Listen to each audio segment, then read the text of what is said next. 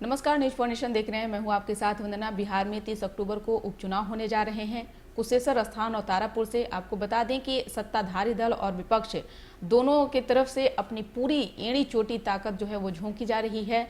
आपको बता दें कि पिछले विधानसभा चुनाव में लालू प्रसाद की एंट्री नहीं हुई, लेकिन इस बार उपचुनाव में उनकी धमाकेदार एंट्री हुई है। कयास ये लगाया जा रहा है कि उपचुनाव के बाद बिहार की राजनीति में भी परिवर्तन देखने को मिल सकता है। क्या है पूरी खबर, आइए बताते हैं विस्तार से। 30 अक्टूबर को होने जा रहे 2 सीटों का उपचुनाव के कई मायने में विधानसभा के आम चुनाव पर भी भारी पड़ रहा है। आलम यह है कि सत्ताधारी दल और विपक्ष दोनों ने तारापुर व कुशेश्वर स्थान सीट को अपने पाले में करने के लिए एड़ी चोटी एक कर सारी ताकत झोंक दी है।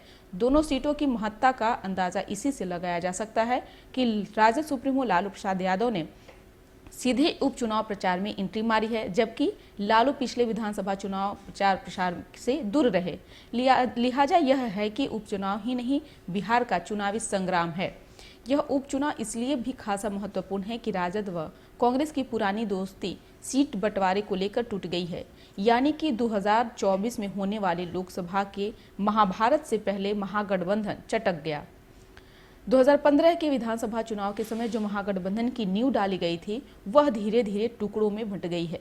जीतनराम मांझी के नेतृत्व वाला हम बहुत पहले ही लालू को बाय बाय कह एनडीए खेमे में आ गया था।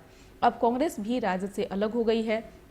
2 सीटों के उपचुनाव में कांग्रेस 1 सीट कुशेश्वर स्थान की मांग कर रही थी, पर राजद ने कांग्रेस को विश्वास के लिए बगैर दोनों सीटों पर अपने उम्मीदवार खड़े कर दिए।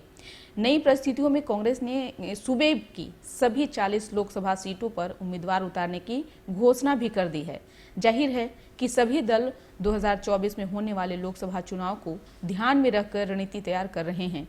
कांग्रेस कन्हैया समेत कुछ युवा तुर्क को अपने पाले में खींच लाई है और वह बड़ा गेम खेलने की तैयारी में है। लेकिन यह विश्लेषण की बात है कि महागठबंधन के बिखराव से आखिर सबसे अधिक नुकसान किसे हो रहा है। जनता हमेशा तौलकर वोट देती है, परिवर्तन उसके जेहन में होता है। ऐसे में अगले लोकसभा चुनाव में महाभारत बड़ा खेला हो सकता है। जहां तक ताज़ा उपचुनाव की बात है, लालू प्रसाद यादव के चुनाव प्रचार में कूदने पर राजनीतिक तापमान गर्म हो गया है। लालू व नीतीश दोनों उपचुनाव में प्रचार कर चुके हैं। उपचुनाव की दोनों सीटें जदयू की सिटिंग सीटें रही है, इसलिए जदयू के लिए ये दोनों सीटें खासा प्रतिष्ठा का विषय बनी हुई है। पिछले विधानसभा चुनाव में 43 सीटें लेकर जदयू तीसरे स्थान की पार्टी रही। चूंकि मौजूदा सरकार नीतीश की अगुवाई में चल रही है, इसलिए उपचुनाव में जीत या हार के कई अर्थ लगाए जाएंगे। जदयू की पार्टनर भाजपा ने भी जदयू को जिताने के लिए पूरी ताकत लगा दी है। जदयू नेताओं के साथ भाजपा के नेता भी कुशेश्वर स्थान व तारापुर में कैंप किए हैं। भाजपा के नेता अपने अपने स्तर पर चुनाव के पक्ष में प्रचार कर रहे हैं। भाजपा के वरिष्ठ नेता व पूर्व सांसद आर.के. सिन्हा ने कायस्थ समाज से एनडीए के पक्ष में वोट देने की अपील की है। जिस तरह उपचुनाव में राजद व कांग्रेस के बीच मनमुटाव हुआ है, ठीक उसी तरह 2010 के विधानसभा चुनाव में इन दोनों के बीच तानातनी के साथ अगलाव हुआ था। 2010 में बिहार के विधानसभा चुनाव में राजद व कांग्रेस के बीच सीटों को लेकर बात नहीं बन सकी। लिहाजा कांग्रेस ने एकला चलो की राह अपनाकर सभी 243 सीटों पर ताक ठोक दिया। राजद ने लोजपा को नए साथी के रूप में चुना।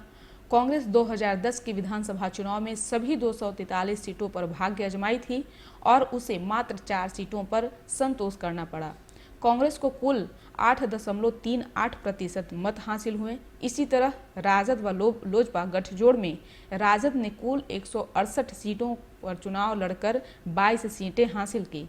उसे 18.84% मत मिले थे। लोजपा को 75 सीटों में मात्र 3 सीटें हाथ लगी थी। पटना से न्यूज फॉर नेशन की रिपोर्ट।